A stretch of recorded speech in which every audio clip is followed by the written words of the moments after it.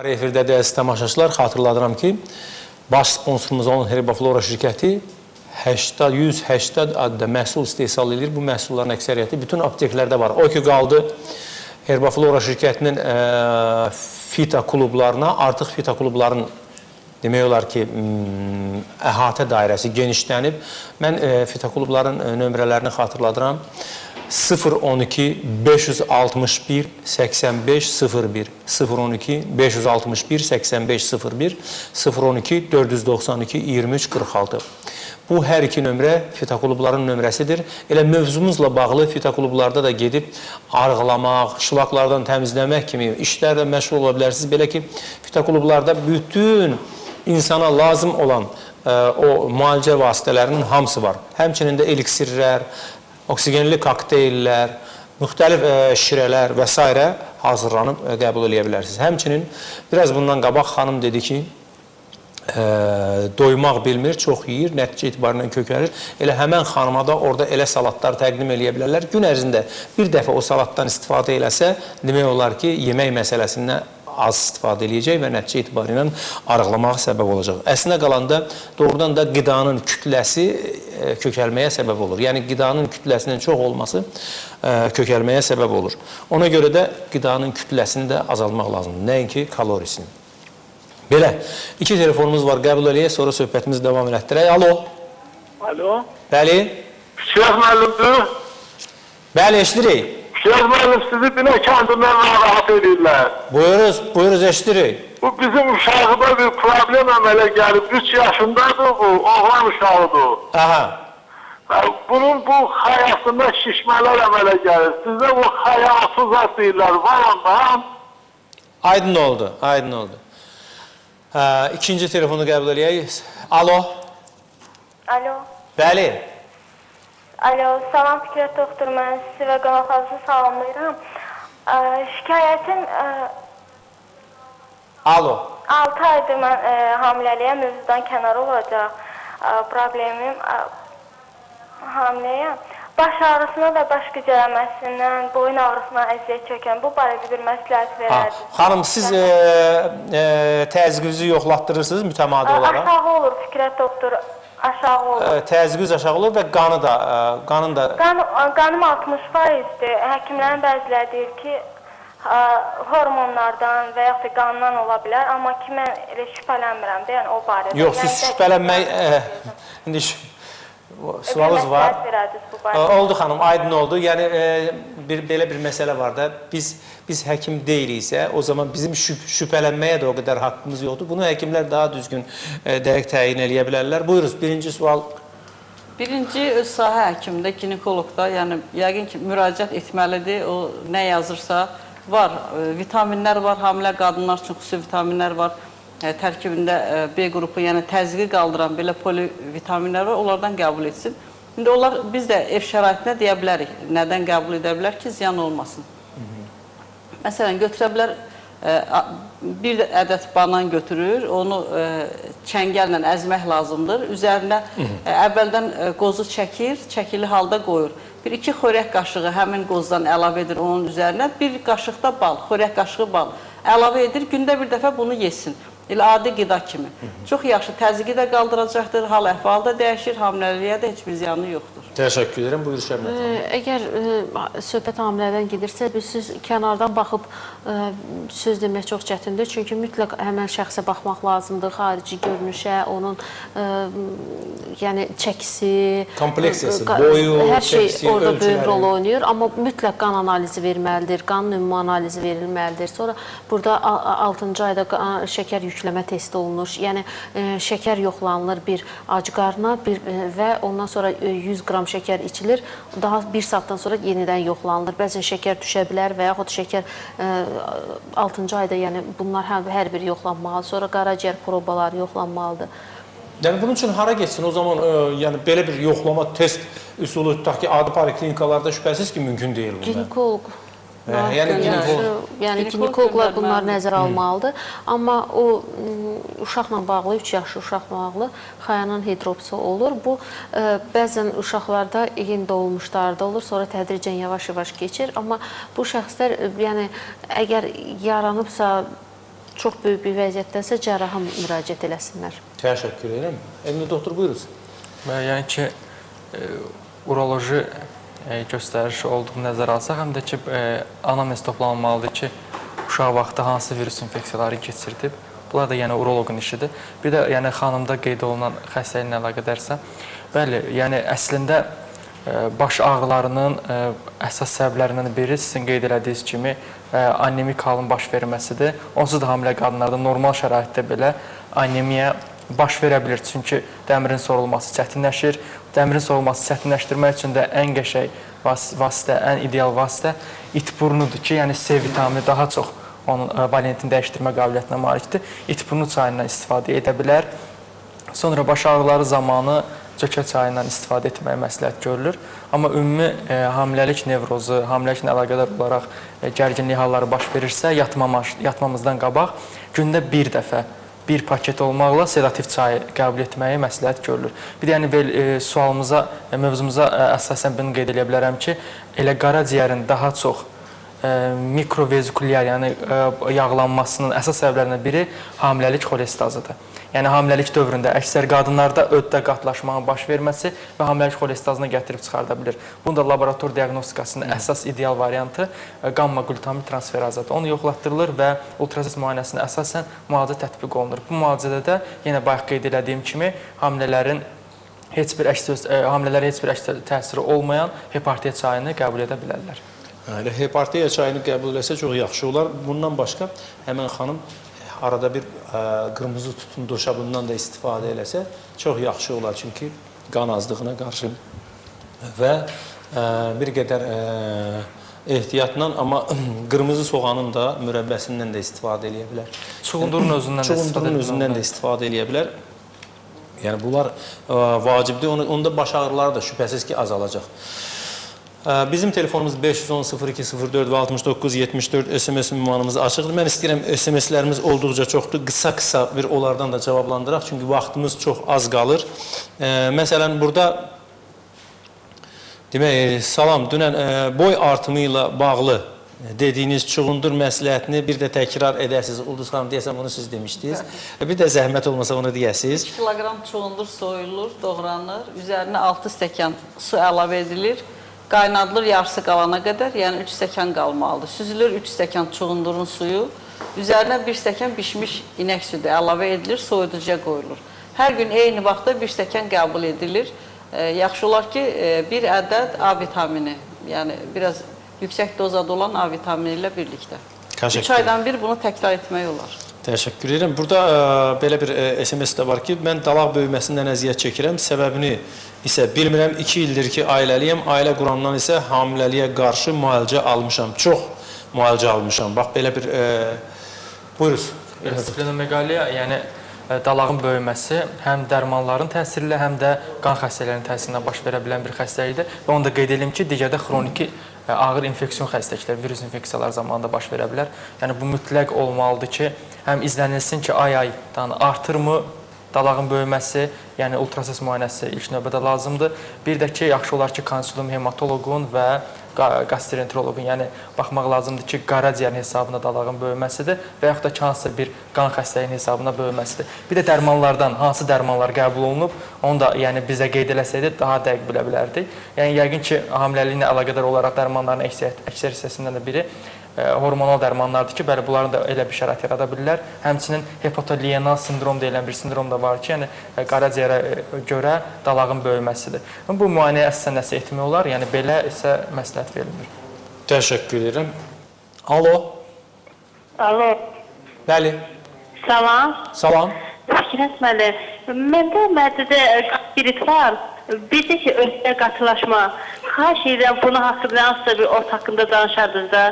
Bitkilər haqqında danışarıq. Mədədə demək qastrit var, bir də öddə qatılaşma. Əslində qalanda başqa bir sualınız yoxdur ki? Həm də öddə iltihab var. Nə var? Öd kisəmdə iltihab var, iltihab prosesi. İltihabi proses var. Oldu xanım. Aydın oldu. Təşəkkür edirəm. Çox sağ olun. Buyurun Ulduz xanım. Alo. İkinci telefonda var. Alo. Alo. Bəli. Salam aleyküm, Fikrət doktor. Aleyküm əssalam. Mənim 76 yaşım var.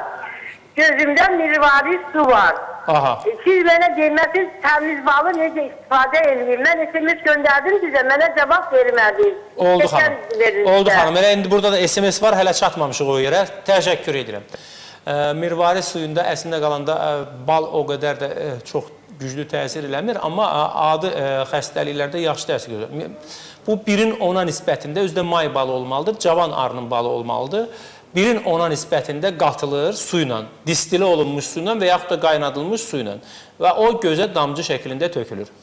Bu belə bir üsul var. Bir digər üsul var ki, bu üsul çox qəlizdir, biraz amma çətinliyi var. Məsələn, orada yumurtanı qaynadırlar, ağının içərisinə şəkər tozu tökürlər. Yumurtanı qaynadırlar, sarısını içərisindən çıxardırlar.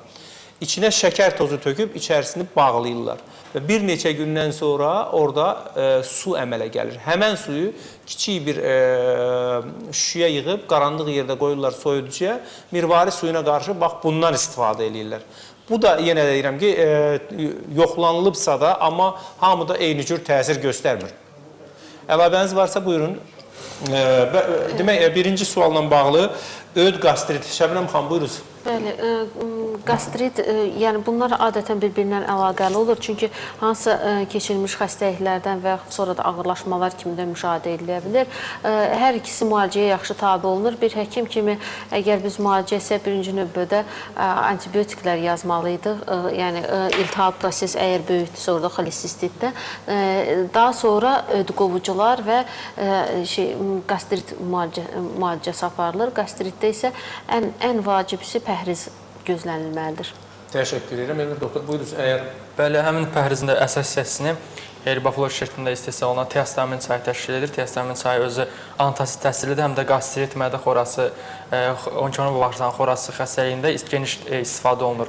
Və ödünün qatlaşması nəzərə alsaq, yanaşı olaraq, yəni ödü qatı olanlarda əksində qəbizlik də yaranma ehtimalı çoxdur. Bu da xolesteri gətirib çıxarda bilir. Bundan da qarşısını almaq üçün tiaxalin çayından istifadə etmək olar. Bir də Herbaflor şirkətində istehsal olunan zəyrə yağından istifadə etmək məsləhət görülür. Zəyrə demişkən burada bir SMS var, onu da oxuyum, mən cavablandırım. Siz eyni zamanda studiyada olan bütün həkimlərinizi salamlayıram. Əziz doktorlar, mənim əlimdə ziyil var, onları təbii yolla necə aradan qaldırmaq olar. Biz bunu dəfələrlə demişik, yenə deyirəm, ən rahat üsul incilin südüdür. Yəni, incil yarpağını qopardırırsınız, arxasındakı südü həmən ziyilin üstünə vurursunuz və bu qorxmadan, yara kimi olacaq, qorxmayın. Yerində elə bir xırda-xırda 7 ədədə yaxın, bəzən 7 ədəd elə, düyü kimi xırda-xırda görünəcək. Onlar yoxa çıxıb gedəndən sonra ziyil gedir. Amma daxilə isə zəyərəyin toxumunu götürürsünüz, yovşan götürürsünüz, bir də mixəy götürürsünüz. Bunların üçünü eyni miqdarda, məsələn, tutaq ki, bir qaşıq və yaxud da ki, 100 qram hərəsindən götürüb, eyni miqdarda qatışdırırsınız. Hər gün bıçağın ucunda bundan bir neçə dəfə daxilə qəbul edirsiniz. Yəni, çox az miqdarda, elə bilin ki, balaca çay qaşığının ucunda. Gündə bundan daxilə qəbul edirsiniz ki, ziyil yenidən əmələ gəlməsin. Yəni, papilomalarda ən yaxşı müalicə üsulu budur. Sonra isə bir telefonu da qəbul edək, söhbətimizi davam elətdirək. Alo. Alo. Bəli. Salam aleyküm. Aleyküm salam. Sizə salamlayıram, qonaqlarınızı salamlayıram. Təşəkkür edirik, xanım, buyuruz. Mən indi qulaq astım, xərçəngə qarşı, qaraciyərə görə. Bəli. Ağciyərə də bu ot gəldə ala qalınqal. Bəli. Otu, kapsulu, toxumu. Nə deyirsiniz, ağciyərə? Bəli. Aha. Çünki ağciyərə serozör metastaz olub. Aha, metastaz olub. Kimya da qabil eləyib, şeydə, şuada. Bu otları versəm ona bir xeyri olar? Xanım, aydın oldu. Olar, xeyri olar, amma indi biz danışarıq bu barədə. Təşəkkür edirəm, çox sağ olun. Birinci onu deyim ki, ağciyər xəstəliklərində şübhəsiz ki, burada artıq xərçəkdən söhbət getdi. Burada ən çox istifadə olunan Durniçnik bitkisi var ki, bu bitkidən və bir də kaputin deyilən bitki var. Bu iki bitkidən istifadə olunur. Bunun da xüsusi üslubu var. Və internetdə baxsaz bu üslub Durniçnik i kaputin, belə bir mövzu yazın, çıxacaq bu. Elə bunun izahı bax budur. Ağciyərin xərçəngində ən yaxşı istifadə olunan bitkidir. Yəni pıtraq, durniçnik, bir də kaputin var. Bu atın nalına oxşayan bir bitkidir, yarpaqları ona oxşayır. Bu iki bitkini əldə eləyəsəz, bunun ikisindən istifadə edə bilərsiniz. Orada gözəl nəticələr barədə də yazıblar. Ağciyəri xərçəngində istifadə olunur. Əlavəniz varsa buyurun. Bir də ağciyər xərçəngində var belə bir resept var. Porsuq yağı ilə düzəldilir. Əgər o porsuq yağını əldə etsələr, bizə müraciət etsinlər, yaşıl aptekdə qalan komponentlər bizdə var. Orada çaqa toz ağacı bitkinin göbələyidir, itburnudur, sonra şam ağacının tumurcuqlarıdır. Yəni bir neçə komponentlər var, porsuq yağını birlikdə hazırlanır. Çox qəşəng kömək edir. Yəni biz onu neçə xəstəyə vermişik, irəliləyişlər var. Bunlarla yanaşı da yenə dəmirovtu şirəsi də fərqi yoxdur. Ağciyər xərçəngindən də yaxşı kömək eləyir, qaraciyərdə də hamısına kömək edir. Bu ikisini yanaşı qəbul edə bilər, yəni irəliləyişlər çox olur. Təşəkkür edirəm. Salam, mənim başımda qızartı, qaşınma olur. Məni çox narahat edir. Sizin dediyiniz xınadan istifadə etmək olarmı və neçə müddətdə istifadə etmək lazımdır? Əslində qalanda bu xınadan, rəngsiz xınadan istifadə etmək olar və çox da yaxşı nəticə alacaqsınız. Amma o müddət belədir. Bir qutunun içində 3 paket var və bu 3 paketi bir ay müddətində istifadə edirsiniz və sonra isə həmişə istifadə edə bilərsiniz. Yəni, heç bir əks təsiri yoxdur bunun. Qorxusu da yoxdur. Əlavəniz varsa, yoxdursa icazə verirsiniz, mən SMS-lərdən. Salam, tez-tez yemək insanı kökəldir, yoxsa arıqladır? Hərədə bir cür təsir göstərir, kiminə belə təsir göstərir, kimisinə əksində təsir göstərir. Ona görə də buna bir mənalı cavab vermək mümkün deyil. Telefonumuz 510-02-04 və 69-74 SMS açıqdır. Alo. Alo. Bəli. Doktor, salam. Salam. Mənim yoldaşımın böyrəyində daş var. Hər ay elə bir ki, daş əmələ gəlir, hər ay daş düşür, karişli rəngdə. Müalicə də alır, yəni xeyri olmur. Yəni xırda-xırda daşdır, amma kimya dərman preparatları ilə müalicə alır, yoxsa bitkilər? Yox, dərman preparatları ilə. Dərman preparatları ilə. Neçə yaşı var? Hansı növ daşlardır? 47. 47 yaşı var və hansı növ daşlardır? Karişli rəng belə biraz çarpanaqlı olur. Yox xanım, daşın adı olur, aksalat olur, urat olur, ya fosfat olur, hansı biri? Yox, o daşın adını bilmirəm, ancaq bax karişli rəngdə olur. Amma hər halda düşürsə... Hər halda elə ki, 5 gündə onun daş düşüb şeyinə, kanala. Nə qədər də müalicə alır, istivanla eləyir, çoxlu maye qəbul eləyir, hələ də daş düşmür. Aydın olur, aydın olur. Ona necə köməkli eləmək olar? Litotripsiya ilə geçsinlər, xanım. Litotripsiya deyilən bir üsul var. Təşəkkür ederim, çox sağ olun. Litotripsiya deyilən bir üsul var. Həmən daşı, yəni heç bir cərrahi əməliyyat eləmədən, heç bir qarın boşluğu açılmadan, bəli, şüalar vasitəsilə həmən xırdalanır həmən daş. Harada oldusa, kanalda istəyir sidik kisəsində, yəni kanalda daha rahatdır. Yəni o düşmək, mütləq düşəcək bu üsulla. Amma o ki, qaldı, niyə yaranır? Bəzən bu genetik faktor olur ki, elə tez-tez yəni daşların yaranmağı və yaxud həmən xəstəni araşdırmaq lazımdır, hansı səbəbdən, bütün analizlər olunmalıdır, yanaşı xəstəliklər müalicə olunmalıdır. Sonra bu purin mübadiləsinin pozulması nəticəsində sidik turşusunun çox ifraz olunması falan bunlarla bağlı ola bilər. Mütləq yoxlamaq lazımdır, biokimyəvi. Təşəkkür edirəm. Ulduz xanım, gəlib çıxdıq böyrəyə. Buyurunuz.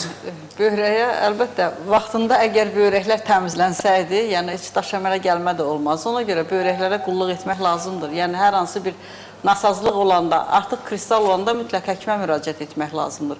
Bəziləri elə bilir ki, böyrəyimi yoxlatdım, heç nə, deyirlər, biraz kristal var, heç nədir. Amma bu heç nə deyil. Kristal olmaq o deməkdir ki, mübadilə pozulub. O kristal da böyüyüb daş olacaqdır. Həmin xəstə, bizə zəng gələn xəstə yaxşı olar ki, sidik mütləq analiz versin. Sidik və qan analizi. Yəni, sidik analizində artıq müəyyənləşəcək ki, bunda hansı növ daşdır. Oksalat ola bilər, urat ola bilər, fosfat ola bilər. Əgər o istəyir ki, onda daş əmələ gəlmə olmasın, mütləq o həmin o sidik analizində həmin mühit müəyyənləşdirilməlidir. Yəni, urat daşları əsas tuş mühitdə çökürlər, fosfat daşları qələvi mühitdə çökürlər, oksalat daşları da elə qismən tuş mühitdə çökürlər. Yəni, bunları nəzərə alaraq həmin mühiti neytrallaşdırmaq lazımdır. Yəni, onun sidik analizini dəqiqliklə olunsa, neytrallaşmaq lazımdır ki, var elə bitkilər ki, ümumiyyətlə bədəndə tuş mühit yaradırlar, sidikdə və yaxud əsası mühit yaradırlar. Həmin bitkilərdən istifadə etmək lazımdır. Bir də mübadilənin pozulmasına aid və böyrəyin müalicəsinə aid belə antibakterial gözəl bitkilərimiz var. O yəqin ki, həmişə daşı düşüb, daş düşəndən sonra o arxain oturub, müalicədən istifadə etməyib.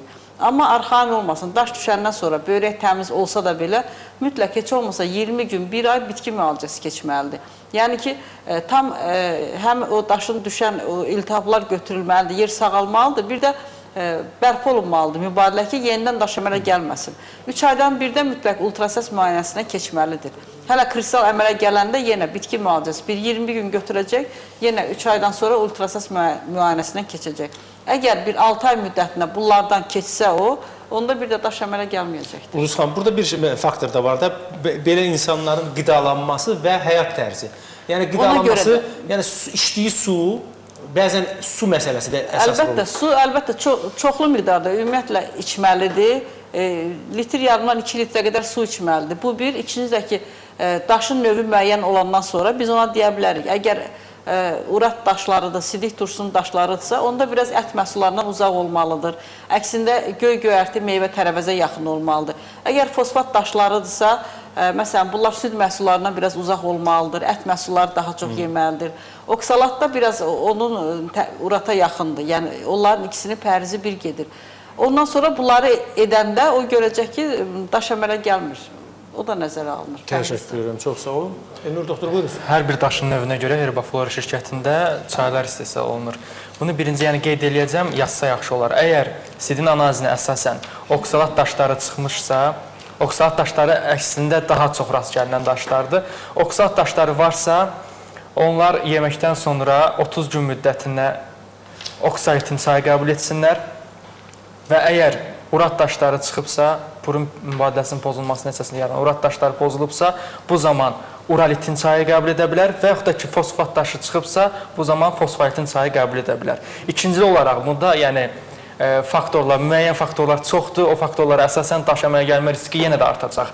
Yəni buna görə də rahat oturmaq lazım deyil və pəhrizə əməl etməklə yanaşı mütləq ayda bir həftədə olsa uratiya çayı ilə böyrəklərini təmizləməlidir. Yəni uratiya çayı ilə hər zaman mütəmadi istifadə etsə, həm böyrəklərdə daş əmələ gəlmə riski azalacaq, həm iltihab aradan götürüləcək və digər xəstəliklərin də qarşısı alınacaq.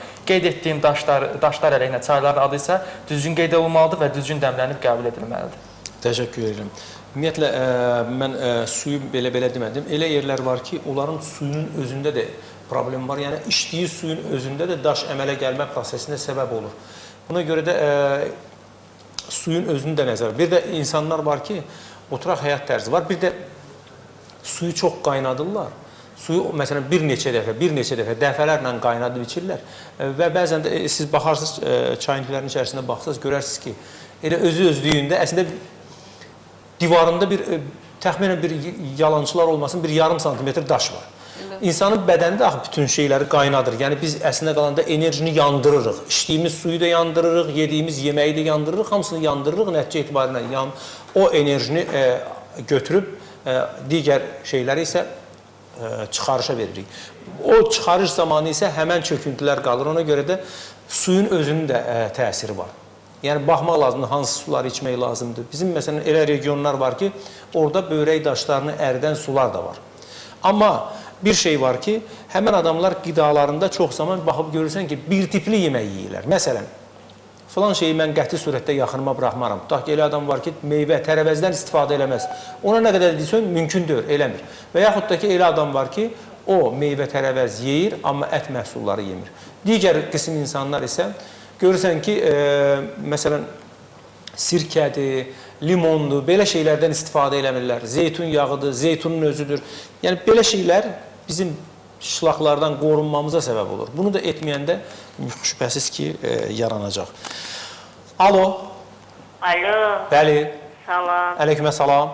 Şirəsmənlər, mənim problemim elə bir ki, beyindən beynim çox son vaxtda, demək olar ki, avqust ayından beyində məndə yığılmalar olur. Özüm hiss edirəm ki, yığılma olur. Bəzən günün yarısına can yığılır, ondan sonra atılır. Siz hansı həkimə müraciət eləməsiniz? Diaqnoz nə qoyublar? Elə bir ki, həmən anda mən qulaq həkiminə müraciət edirəm. Köp gəlir, qulaqlarıma çatır. Bəzən heç eşitmək istəmirəm. Xanım, siz Bəli. ancaq elə qulaq həkiminə müraciət eləmişsiniz və Ancaq salam. qulaq həkiminə müraciət eləmişəm. O mənə müalicə yazdı ki, sistemlər keçirdim, bunun mənə bir xeyri olmadı.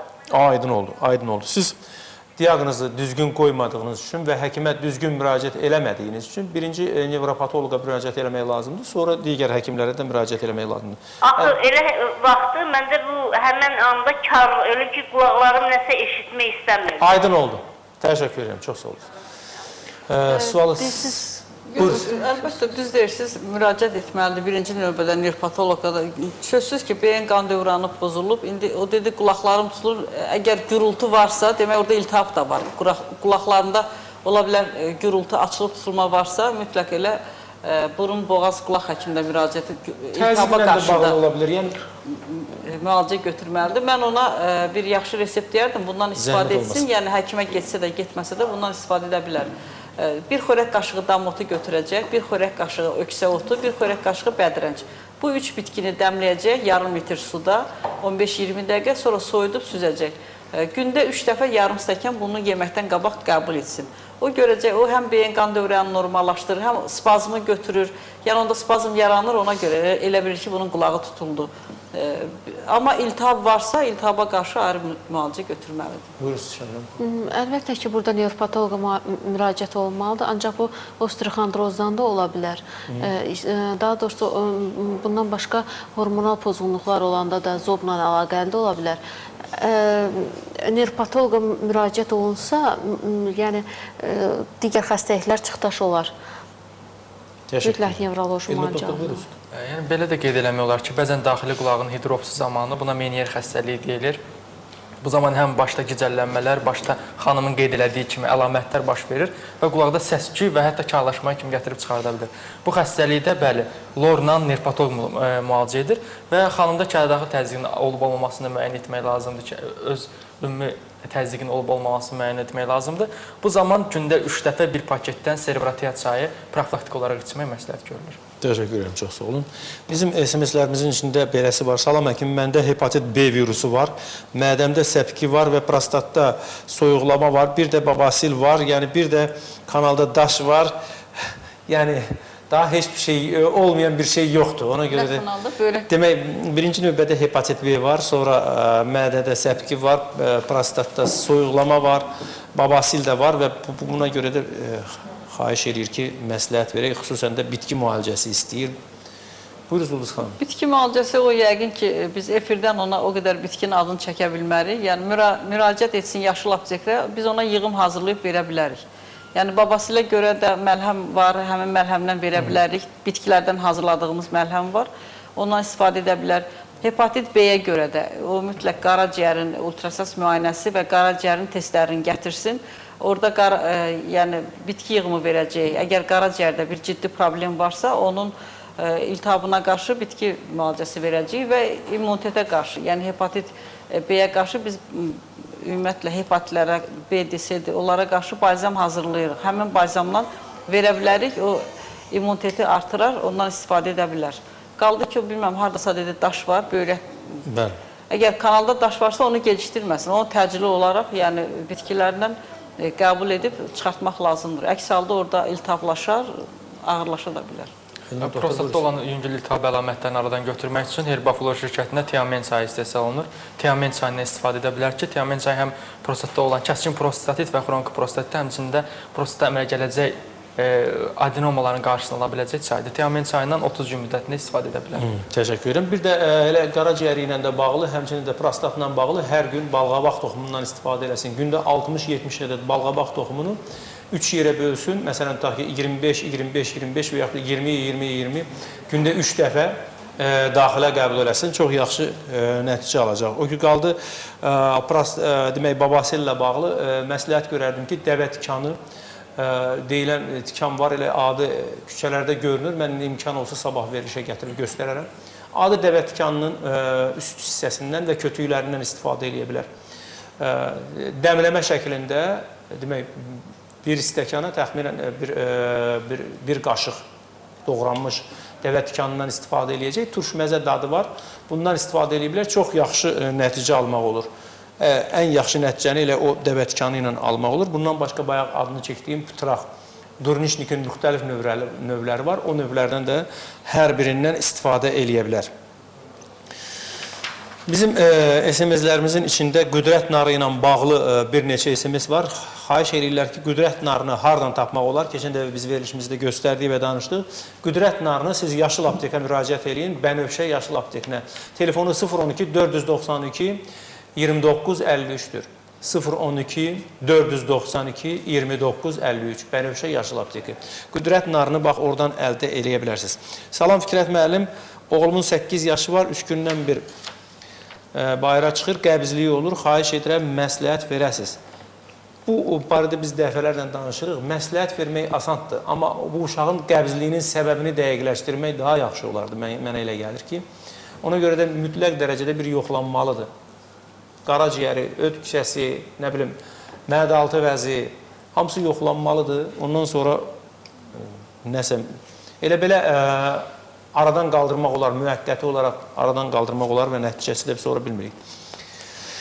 Sonra bizim salam doktor, məndə zob var, zəhərsizdir, amma çox tez-tez ağır dərəcədə boğulmalar olur, müalicə olunuram, amma effekti olmur. Əməliyyat olunmağa risk eləmirəm.